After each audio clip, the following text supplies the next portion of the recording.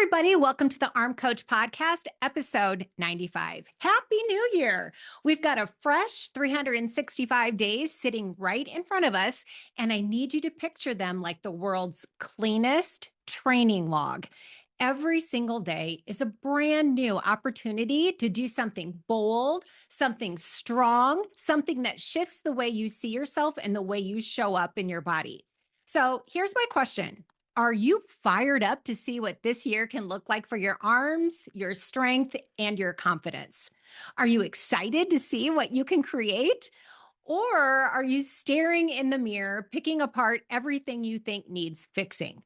There's a huge difference between creating and fixing. One opens you up, the other keeps you stuck. The way I can almost always tell where someone is in their journey is by asking this simple thing. Do you have a clear vision for who you want to become this year? Do you know the version of you're walking towards? Or are you spinning in thoughts like, I don't know, I'm confused, I don't know what I want, I don't know why I can't stay consistent, I don't know why my arms never look the way I want? And I get it. I do. So many of you have told me this recently because of the inquiries coming in for Arms by Kristine. I ask every single woman, what are you in pursuit of? And do you know what I see over and over again? I don't know. Not only that, but it comes with so much frustration and shame for not knowing. If this is where you are right now, I feel you. Honestly, for years, every new year was a giant checklist of what I needed to fix, right? Fix my body, fix my habits, fix my schedule, fix my discipline. I didn't even realize how much time I spent swimming in confusion. And that confusion didn't just feel uncomfortable, it made me feel inadequate. Like, how can I not know how I want to feel in my body? How can I be this unclear about my goals? I was talking to someone recently who rattled off all the things she wanted to change, right? Her weight, her arms, her routine, her confidence, her follow through. And I asked her, if I gave you a whole sheet of paper, do you think you could fill it up with everything you need fixing? She said, yes, without hesitation. And I remember being exactly there, holding a laundry list of what I thought was wrong with me, carrying around this catalog of flaws instead of a vision for who I could become. I remember sitting at my kitchen table writing these lists full of everything I thought was wrong with me. I don't even know what I believed would happen next, right? Maybe if I wrote it all down and stared at my own shame long enough, I'd magically wake up motivated, right? Maybe the embarrassment would kick me into gear. Well, spoiler alert, it didn't, right? Those lists just stirred up more negative emotion. What did I know to do with negative emotion? I did everything I could to cover it, right? Hide from it, run from it, definitely not face it head on. And, honestly, if someone back then had looked at me and said, Kristine, instead of cataloging every flaw you think you have, why don't you write a list of what is already strong about you, what is already working, what is already complete? I would have stared at them with that blankest face, then stared at the paper and thought, I have no clue how to do that. But here's the part I want you to take in. That can change. If you feel like you could list 1,000 things you want to fix about your body or your habits or your follow through, but you cannot list one thing you appreciate about yourself, that can change. And once it starts changing, everything else follows. And here's the real kicker. Feeling confused about what you want for your body and your life is actually harder than wanting something and not getting it. Because when you want toned arms and strength and confidence and you're not there yet, at least you have a direction to work toward. You have a goal, right? You can try new things, you can adjust, you can experiment. But when your brain is stuck on, I don't know, and I'm confused, and I can't figure myself out, you lose all sense of direction. I lived in that place for years, and I can tell you it is miserable. My future felt like a giant question mark. I wasn't dreaming about who I could become. I wasn't imagining what I could create. I wasn't even excited. I was terrified. I didn't like where I was, but I also didn't know where I wanted to go. If you had asked me back then, Kristine, what is your vision for your life? I would have spun out instantly. I don't know. I should know. Why don't I know? Everybody else seems to know. What's wrong with me? That was my loop, and it kept me stuck in the same place for so long. Since we're standing here at the beginning of a new year, I want to dig into something really important. I want to talk about why dreaming feels so hard, why creating a vision for your body and your life can feel impossible, and why old habits that disconnect you from yourself make it even harder to dream big. A couple of weeks ago, inside my email list, I shared something I call a powerful question. If you've been with me for a while, you know I love powerful questions. I talk about them in depth in episode 76 of the podcast. They're like mental dumbbells. They force your brain to pick up a new weight and build new strength. So every week, I send one powerful question to my subscribers so they can start training their mind to think differently. If you're not on that list yet, you should hop in. I send out the exact little mindset pieces I use to keep myself grounded, consistent, and strong in my own routine. Anyway, in that email, I shared a question that always shakes people awake. And here it is. If success were guaranteed, what would you go after this year? I want you to actually pause and sit with that. If I handed you a guarantee that you could not fail, what would you pursue with your arms, your consistency, your confidence, your body, your life? What kind of strength would you build? How would you spend your time? Who would you become? And if you aren't pursuing that thing right now, why not? The reason is fear, straight up. If success were locked in and you still aren't doing it, it's because the fear of failing is louder than the desire to try.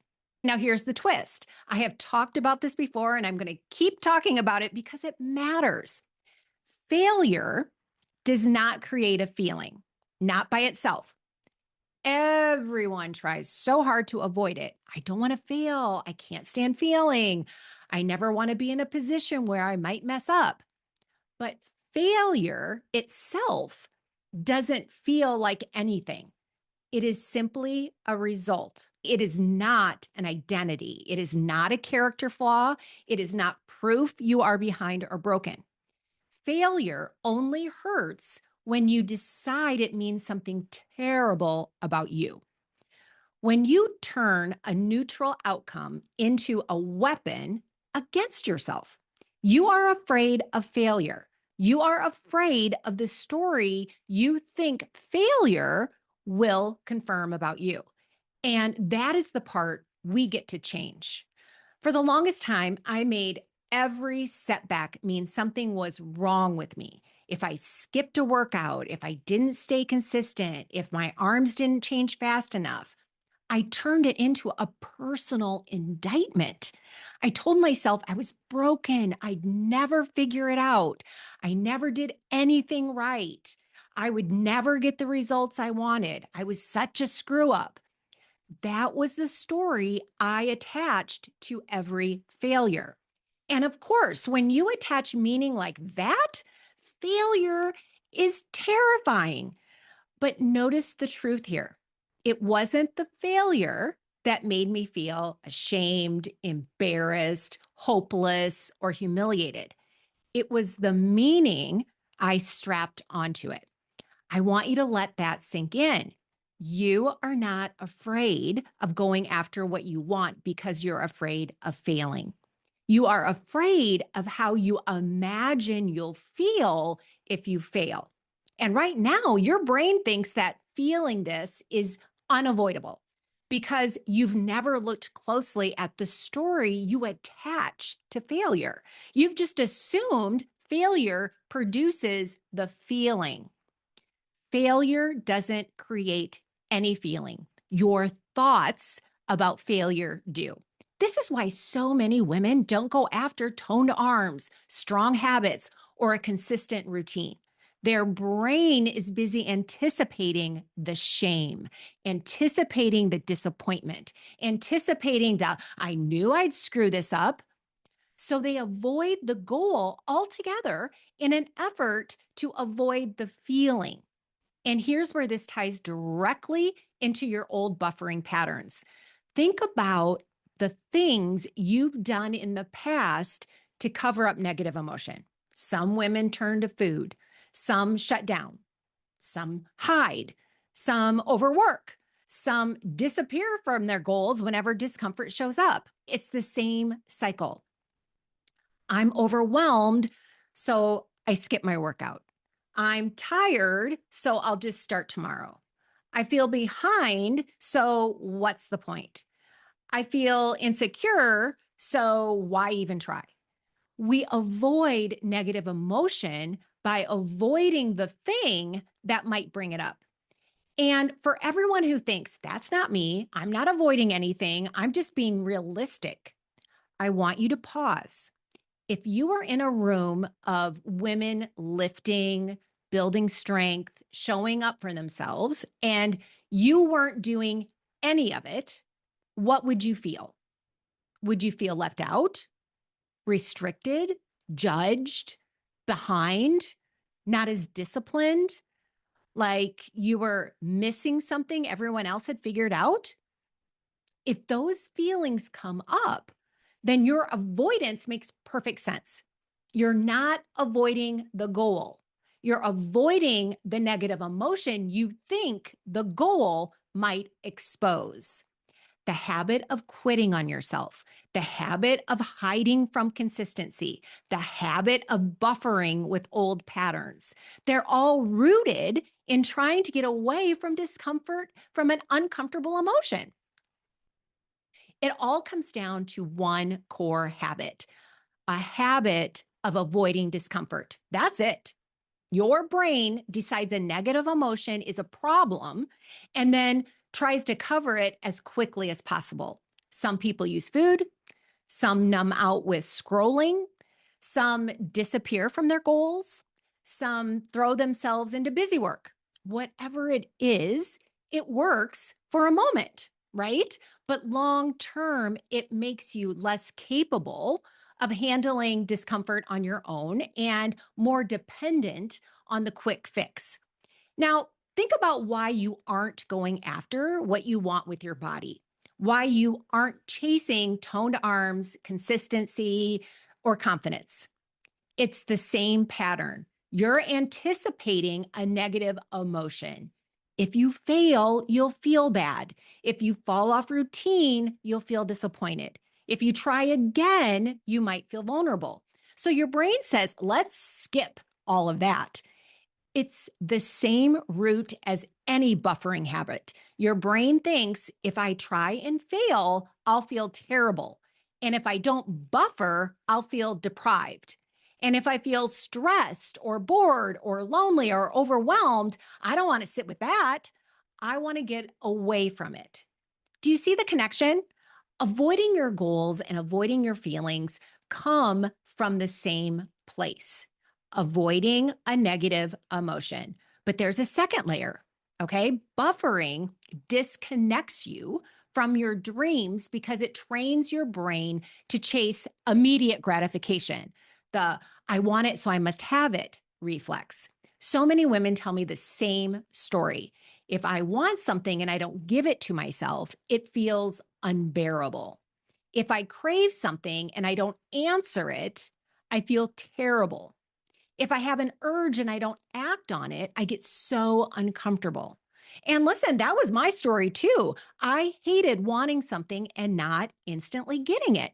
Not because the urge was actually unbearable, but because I had trained my brain to believe urges needed to be answered immediately. If I wanted rest, I took it. If I wanted food, I ate it. If I wanted comfort, I sought it. If I wanted to skip my workout, I skipped it. Over time, that story turned normal human discomfort into a full blown crisis. Like something was wrong with me if I didn't respond instantly. And that is the loop so many of you are caught in. So here's what happens: you start conditioning your brain to chase the quickest hit of comfort it can find: immediate gratification, immediate relief, a tiny dopamine sprinkle, anything that feels good. And instead of building real well being through habits, strength, consistency, and the identity you actually want, your brain gets hooked on the fastest escape route, because buffering is all about consuming, not creating. It gives you a false sense of relief or pleasure, but it never actually builds confidence, strength, or trust. It is pretending you feel better instead of actually feeling better.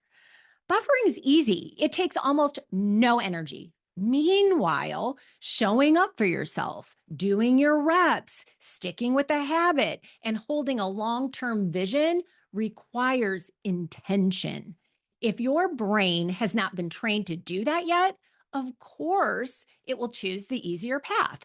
Your brain will always prioritize the low effort pleasure unless you learn how to manage your mind, unless you learn how to talk back to that inner toddler that wants what it wants right now and will absolutely throw a fit if it does not get it.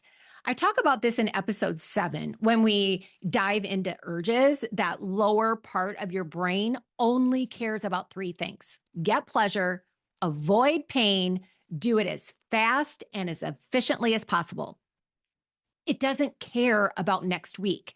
It doesn't care about your arms. It doesn't care about your goals or your future or your confidence. It is a toddler in Target begging for candy. Your higher brain is the adult in the room. You have a more evolved part of your mind that can manage urges, hit pause, and make decisions based on who you want to become, not what you want to escape in the moment. Your prefrontal cortex is the part of you that builds toned arms, builds trust, consistency, and results. It is the part that can say, I hear you. I know you want comfort, but we are choosing something better. When your brain is locked into the immediate moment, only focused on avoiding discomfort, only focused on, I want relief now, it cannot think about the future. It cannot think about the woman you are becoming. It cannot think about next week or next month or the sleeves you want to wear with confidence. That is how buffering disconnects you from your goals. It keeps you in the right now. It keeps you in the urge, right? The comfort, the fear of not getting what you want in the moment. And because your brain has a story that unmet urges are unbearable, the urgency feels real. But it is not unbearable. Discomfort is just part of being human. And here is the really empowering part: you get to choose which discomfort you want. There is the discomfort of not answering an urge in the moment, that tiny restlessness, that little wave of energy, that itch that passes if you let it. And there is the discomfort of the consequences that come from always giving in: the disappointment, the inconsistency, the feeling of starting over, the why can't I get it together loop. And remember, buffering doesn't just show up with overeating, it shows up with drinking overspending, and losing yourself in screens. Anything that gives you a quick burst of comfort, but costs you long term well being. You can choose the initial discomfort of saying no to an urge because you care about your long term strength, confidence, and self trust. Or you can choose the opposite. You can keep chasing immediate comfort and end up creating more discomfort for yourself in the long run. When you keep turning to something outside of you to feel better, the consequences always stack up. Your consistency suffers. Your belief in yourself dilutes. Your long term vision gets blurry. And eventually, you lose connection to the version of yourself you want to become, right? Your dreams stop feeling reachable. Sometimes they stop feeling real. And even if you can still picture them, they go unrealized because your brain is so focused on avoiding discomfort in that moment that it never gets the spaciousness to imagine your future at all. So it comes down to a simple choice. If discomfort is part of being human, which discomfort are you choosing? The small, short lived discomfort of not answering an urge, the tiny wave of restlessness that passes, the moment of telling your brain we're doing something different, or the long term discomfort that comes from telling yourself you can't handle urges. You can't tolerate saying no. You can't deal with feeling deprived. So you give in and later feel disappointed, inconsistent, and stuck. This is what happens for so many women. They choose the immediate, temporary comfort that creates long term frustration. All their energy goes toward trying to feel better right now. How do I stop feeling stressed? How do I stop feeling awkward? How do I stop feeling behind? That survival mode mindset leaves no room for dreaming, growth, or identity shifts. When your energy is spent smoothing over every uncomfortable feeling in the moment, you can't dream big. You stay small because your brain is focused on comfort, not creation. And that is exactly where I stayed for years. I spent more than a decade stuck in cycles that kept me focused on short term relief instead of long term identity, thinking about when I could buffer next, thinking about how to avoid feeling bad, thinking about how to escape myself instead of build myself. And that used up all my mental energy. It took so much space in my brain that, of course, I didn't know what my future looked like. I couldn't dream. I couldn't plan. I couldn't imagine who I wanted to become because my mind was busy chasing the next hit of comfort and then dealing with the consequences afterward. This is what happens when your brain is stuck reacting to urges instead of directing your life. And this is the reason so many of you say, I don't know what I want. I don't know my purpose. I don't know what would fulfill me. It's not because you don't have dreams. It's because you're afraid of how failure might feel. You're afraid that failing would be proof of something terrible about you, which it isn't, never has been, never will be.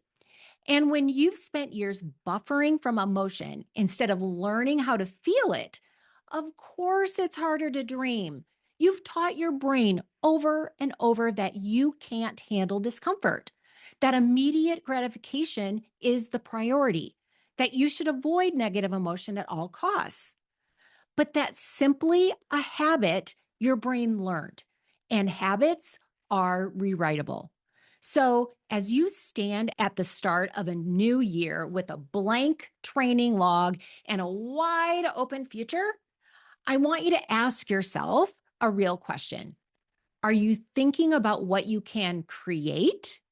Are you excited about who you're becoming, how strong you could get, how consistent you could feel?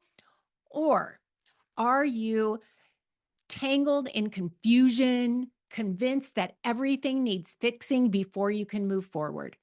If you're stuck in that place, look at the two pieces that are keeping you there. One, you're afraid of failing because you believe failure creates negative emotion. It never does. Your thoughts do. And two, you've built habits that prioritize short term comfort over long term confidence. And even though those habits might quiet discomfort for a moment, the underlying feeling doesn't disappear. It waits, it lingers, and you never get the chance to build your capacity to feel and move through it. You stay less capable, not more. So I want you to think about this today. If success were guaranteed, what would you go after this year? What vision would you claim? What version of yourself would you start building? And if you aren't pursuing that thing yet, why not? All right, my friend, that's it for this week, and I'll talk to you soon.